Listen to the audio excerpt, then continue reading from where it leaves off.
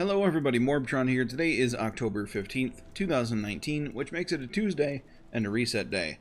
And if you look up there, Lord Saladin has returned to the tower, meaning that the Iron Banner is back, and it is here for the first time in Season 8, aka Year 3, aka Shadowkeep.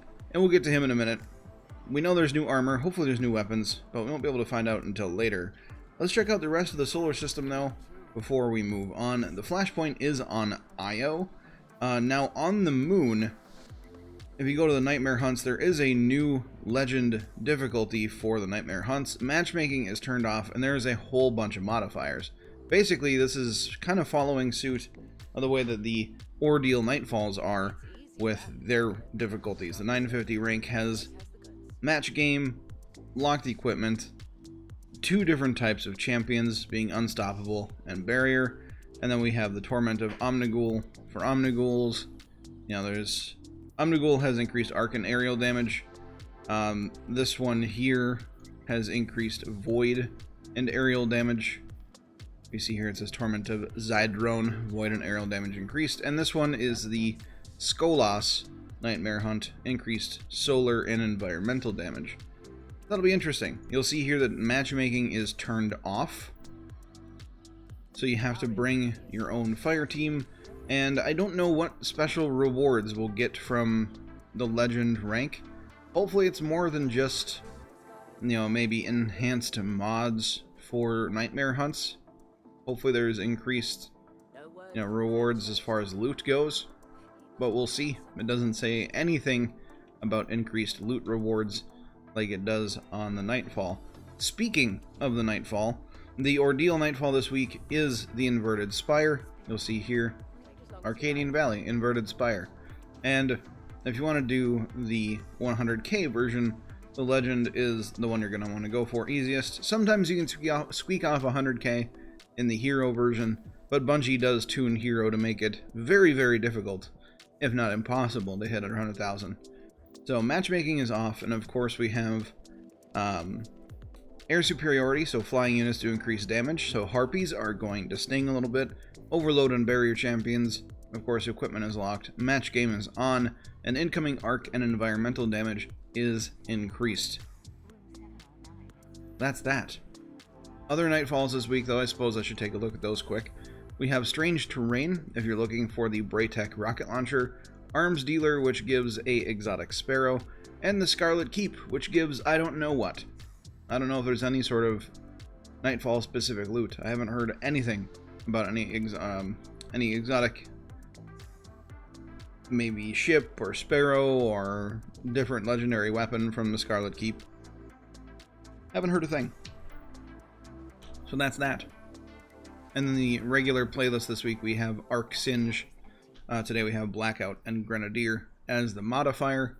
Now in the Crucible, of course, right here we have the Iron Banner. I was assuming it was going to be right there as the weekly rotator, but it is not a weekly rotator apparently. So we have Supremacy as the weekly rotating playlist this week, along with Lockdown. We still have Elimination in the Crucible Labs, but Iron Banana can be found down there, and it is with the regular. I think it's down here. So if you don't want to do Classic Mix, you can do Iron Banana. There we go. Other stuff in the solar system, I think that about covers it. As far as Reckoning goes, I don't know where we're at as far as what bosses to fight, but since that's last season stuff, I'm kind of leaving prior seasons' pinnacle activities kind of out of it.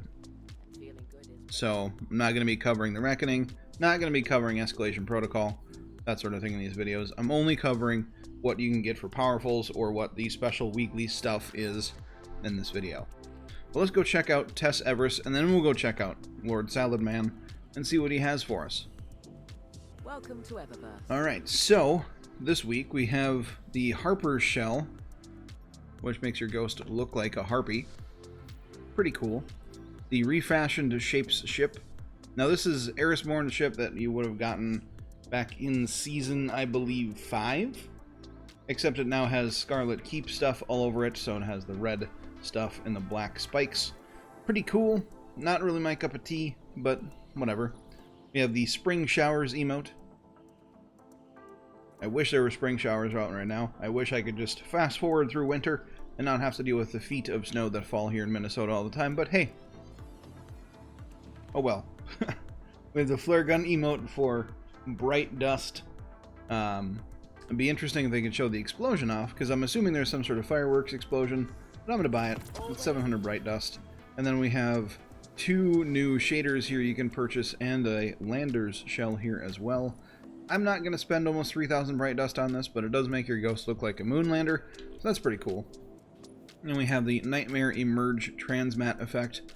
That was for sale for bright dust last week as well, but polished sea stone looks like this. Some bright green and kind of darkish blue. Pretty cool. I'll unlock it for 40 bright dust.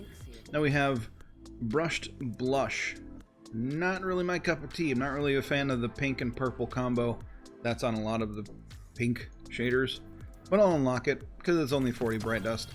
Now if you go to the actual bright dust page, we have an exotic sparrow here, invasive species. That makes your sparrow kind of look like a Vex, and it's covered in moss and plants and stuff. And we have the Chelna N ship, exotic ship. It's interesting looking, doesn't have a lore tab. I'm not going to buy it. And another new shader here, we have the Jungle Viper, which gives you kind of like a, I don't know, a weird yellow and lime green. I'm not a fan, but I'll unlock it because it's only 40 bright dust. Then we have the Harpy's Cry Transmat effect, which kind of looks like that effect from the raid when you have to go pick up a Harpy Puke from the second encounter. I'll unlock that. And that's it. Let's go check out Lord Saladin and see what he has. Now we know he has a new set of armor, and I actually have saved some tokens up from last season, and I tried to turn them in to see if there are new weapons, but you can't until you complete the first quest. You'll see here I've got Iron Engram to turn in at 946, but I cannot until I complete the Scour of Rust Pursuit, which is down here. It is pretty simple though. 30 opponents defeated, 10 zones captured, 3 super final blows, and you'll be able to turn in your tokens. But I can at least preview, and it looks like here we have no new weapons. So unless there's new weapons hiding in the Engram that I don't know about, Bungie made new armor that looks okay. I'm not a fan of the Titan helmet, but oh well. But no new weapons. That's kind of a disappointment. But hopefully there's some new weapons hiding in the Engram that I don't know about.